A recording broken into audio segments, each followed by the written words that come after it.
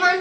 நம்ம இந்த வீடியோல ஐடியோட அதர் பெர்ஸ்பெக்டிவ் சைடு பத்தி தான் பேச போறோம். எப்பவுமே நம்ம ஐடி சைடோட ஒரு பாசிட்டிவ் சைடு பத்தி பேசிருக்கோம். பட் நெகட்டிவ் சைடு இல்லையான்னு கேட்டா நெகட்டிவ் சைடு கண்டிப்பா இருக்கு.